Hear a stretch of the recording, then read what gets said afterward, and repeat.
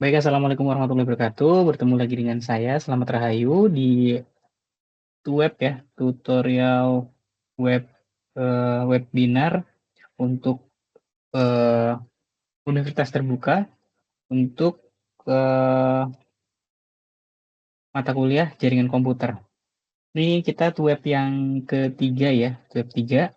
Masih ada web lagi untuk nanti yang terakhir web 4.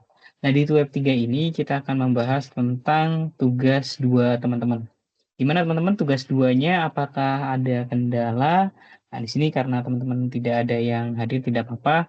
Nanti teman-teman bisa mereply kembali video to webnya. Nah, di sini saya mungkin akan sedikit menjelaskan terkait tugas 2 karena tugas 2 ini sifatnya wajib ya, teman-teman.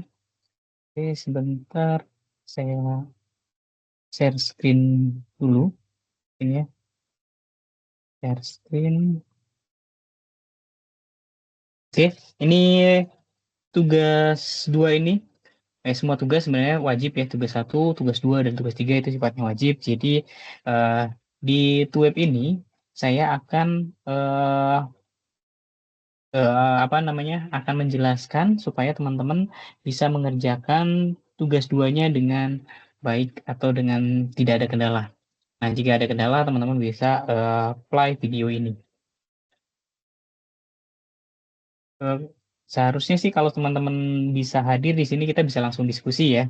Tapi karena teman-teman mungkin sedang berhalangan hadir, sedang ada kesibukan, ya nggak apa-apa, teman-teman bisa nanti di play lagi videonya.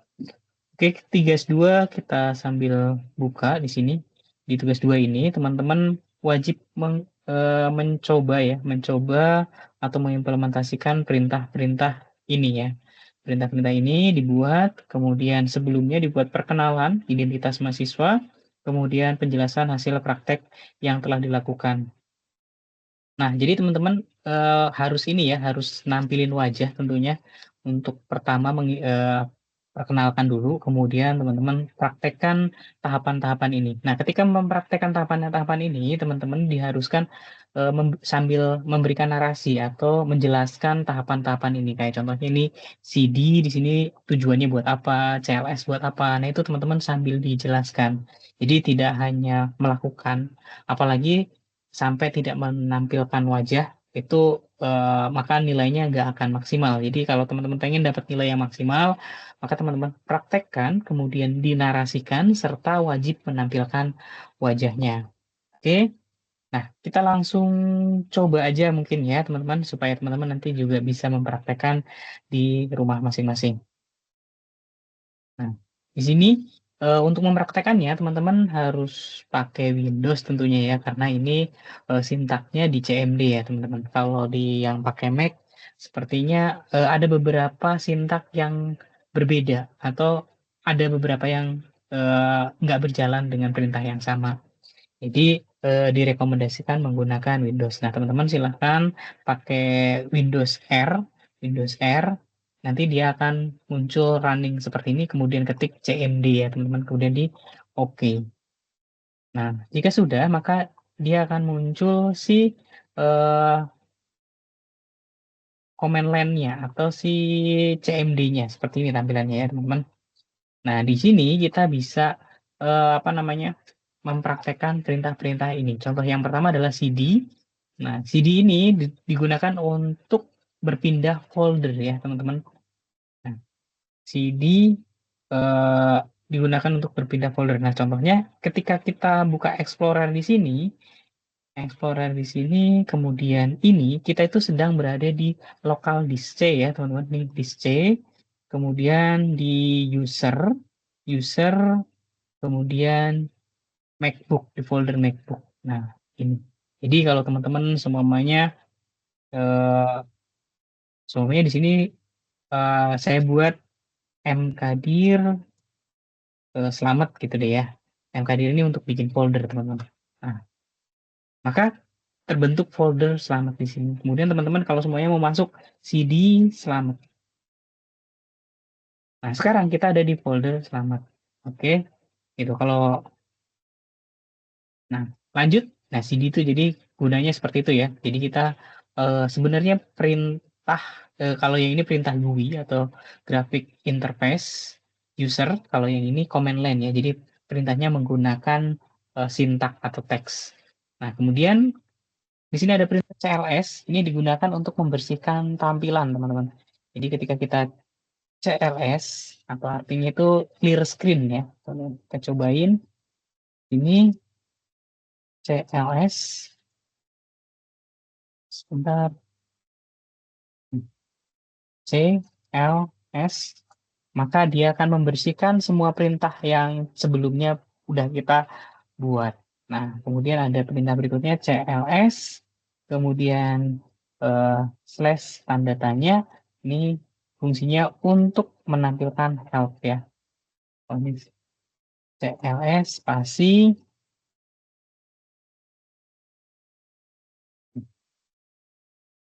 S screen CLS CLS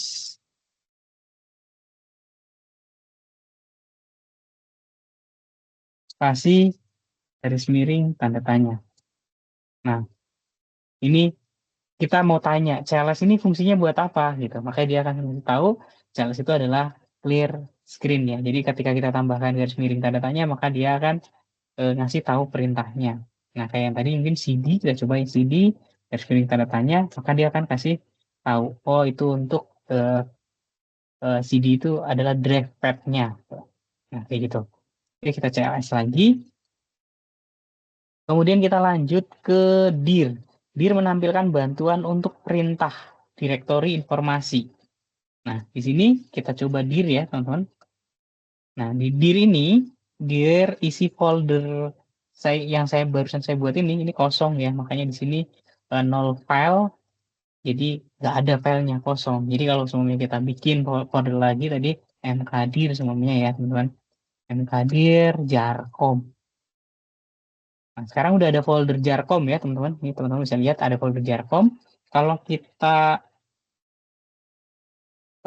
dir, kita dir lagi, maka jadi ada folder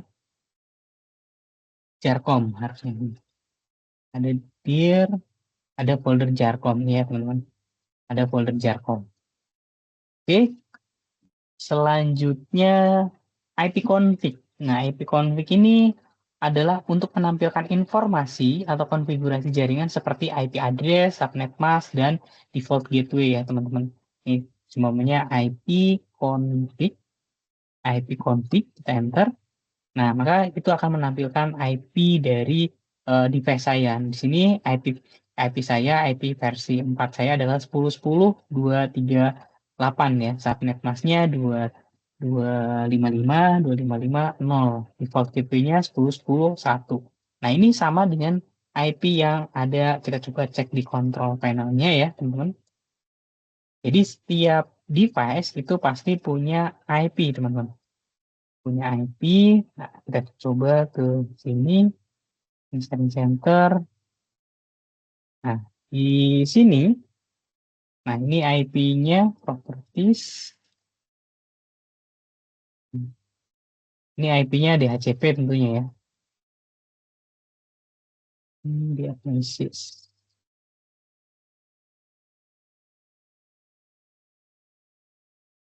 IP-nya yang jelas ini IP-nya DHCP atau dinamis, yang dimana IP ini diberikan oleh si router, gitu ya teman-teman. Jadi saya dapat IP ini. Lanjut ke ipconfig all. Ini digunakan untuk menampilkan informasi jaringan yang cukup lengkap, termasuk MAC address, DHCP, DNS, dan detail adapter lainnya. Ini kita cobain ya. ipconfig, kemudian garis miring, tanda tanya. Nah, ini tampilannya dia menampilkan semua lebih detail dibanding yang tadi. Tapi sebenarnya ini lebih ke informasi ya, karena kalau pakai tanda tanya itu lebih ke pertanyaan informasinya. Nah, lanjut ke ipconfig release yang di mana ini untuk merilis alamat IP dari DHCP server. Biasanya membuat koneksi terputus secara sementara ya. Ini kita cobain IP config, kemudian /release.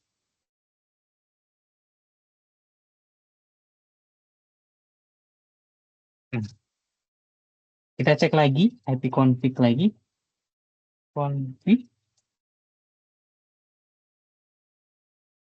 Oke, sebentar. Config release. Default gateway-nya kosong. Config. Nah, 238 ya yang tadi harus masih sama ya, masih sama 238.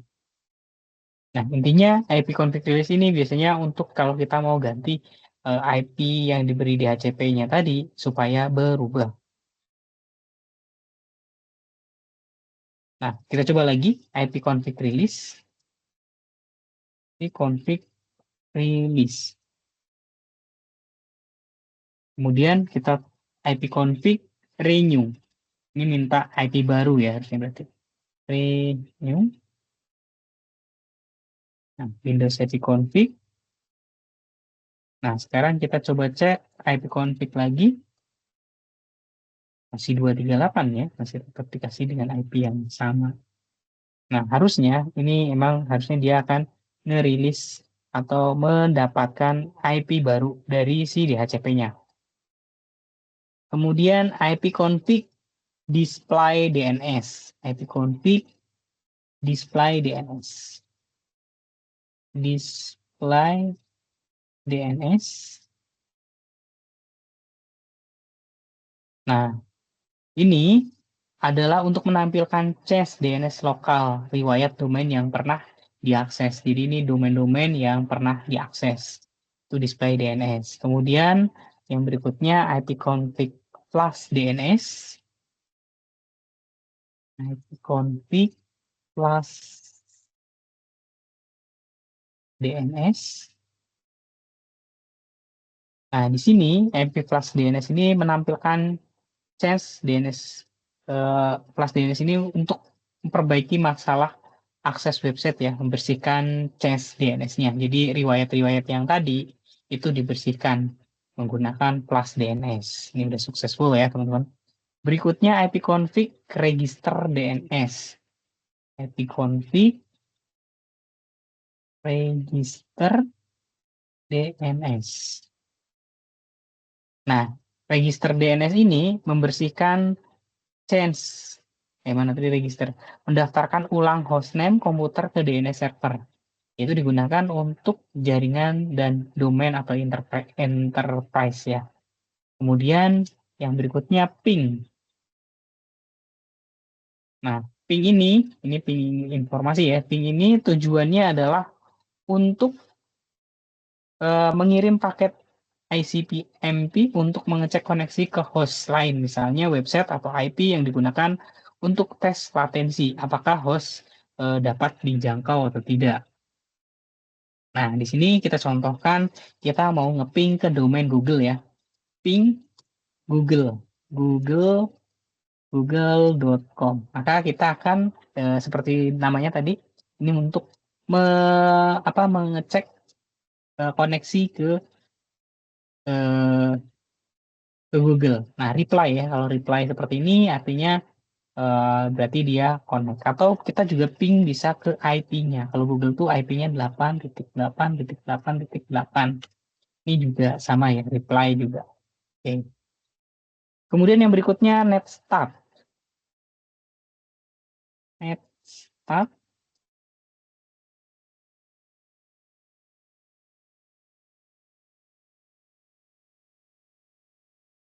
Nah, ini untuk tujuannya untuk menampilkan informasi koneksi jaringan atau port aktif ya. Nah, ini port yang aktif adalah ini ya, IP dari router yang saya. Kita juga bisa coba dengan netstart. Netstartnya ke AN. Nah, ini semakin banyak ya yang aktif. Kemudian berikutnya preserve. Preserve Ini untuk menelusuri jalur root paket dari komputer ke host tujuannya. Jadi berguna untuk menemukan titik putus jaringannya.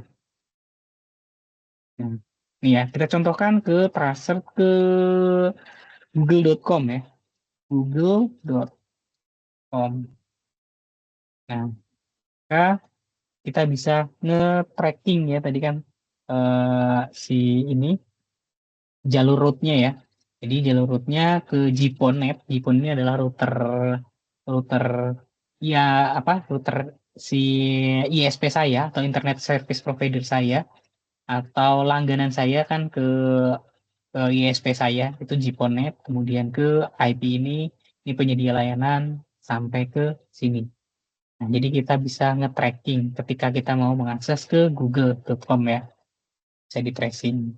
Berikutnya tadi udah tracer, ping. Ini gabungan dari ping dan tracer ya. Menampilkan jalur paket sekaligus analisis kehilangan paket yaitu atau paket loss-nya pada setiap hop ya.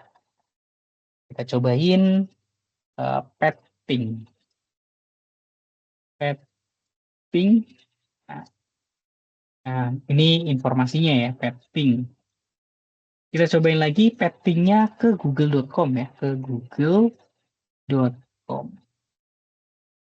Nah, maka ini tadi kan tapping menampilkan jalur sekaligus ya. Ini jadi dari laptop saya IP segini, kemudian ke router saya, jadi saya ada sebelum ke ISP ke router yang dari penyedia layanan itu saya ada ISP ada router dulu.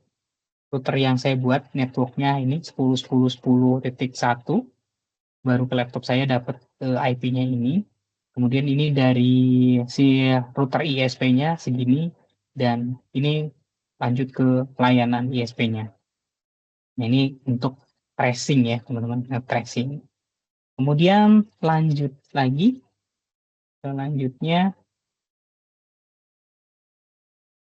oke, ini kita CLS dulu ya, tracing, tapping, ini sepertinya hang, kita post dulu apa, kita buka lagi CMD-nya, oke, kemudian kita lanjut lagi, tadi udah ke tapping udah ya, kemudian NS lookup, yaitu tujuannya untuk mengecek DNS, misalnya mencari IP dari nama domain atau sebaliknya. Kita coba dulu NS lookup. Nah, ini NS lookup default gateway-nya tidak diketahui ya address-nya. Kita coba lagi NS lookup-nya ke ini cek. Oke, terusnya ini kita NS lookup lagi, NS lookup, NS lookup-nya ke google.com. Nah, ya seperti ini ya, tidak diketahui query report. Oke, lanjut ke Nets. Nets perintah lanjutan untuk mengatur konfigurasi jaringan, termasuk WiFi, firewall, TCP/IP, interface, dan masih lebih banyak yang lainnya. Ya. Kita cobain net. Nah, ke kita coba ke WLAN ya, ke WLAN wireless LAN show profile, show profile. Nah, ini WLAN-nya tidak jalan ya. Coba ke firewall ya, firewall. Nah, ini kalau Nets untuk ngecek ke firewall. Jadi masih banyak yang lainnya ya. Kemudian route digunakan untuk melihat dan mengatur routing table pada Windows. Route ini biasanya untuk melihat pengiriman paket jaringannya ya. Kita cobain route print. Oke, tampilkan ya route-nya. Nah, seperti ini. Ambil routingnya ya. 0000 ini gateway-nya, IP gateway, IP network-nya. Jadi kalau routing itu kan kita harus eh, masuk semua IP network dan IP gateway-nya ya. Kemudian yang terakhir NAT. Ini perintah untuk mengatur layanan dan konfigurasi jaringan ya. Contohnya kita cobain NAT user. Nah, ini administrator, default akunnya bisa sebagai tamu dan di sini device-nya. Kita coba lagi net share ya untuk mengelola sharing folder. Net share. Nah, ini folder-folder yang bisa diakses melalui jaringan. Kemudian net start, stop, net start atau stop, stop, net start aja. Net start yaitu mengelola servisnya. Nah, ini mengelola servis. Oke, itu mungkin untuk yang praktikum tugas 2 ya. Tugas 2 teman-teman silakan dicoba. Ada 20 perintah dalam CMD. Silakan dicoba ya teman-teman. Silakan dicobain. Kira-kira teman-teman ada kendala di mana? Nanti jika ada kendala silakan boleh komentar di LMS aja ya, di LMS UT-nya. Mungkin itu aja untuk pertemuan hari ini karena teman-teman juga belum ada yang bisa hadir untuk ikut secara langsung. Eh, eh, jadi apa namanya informasinya satu arah ya. Yang saya menyampaikan kurang lebih seperti itu. Teman-teman silahkan dikerjakan, jangan sampai lewat deadline-nya. Jika sudah jika ada yang bermasalah silahkan boleh didiskusikan melalui chat di LMS-nya. Oke, terima kasih. Saya akhiri. Wassalamualaikum warahmatullahi wabarakatuh.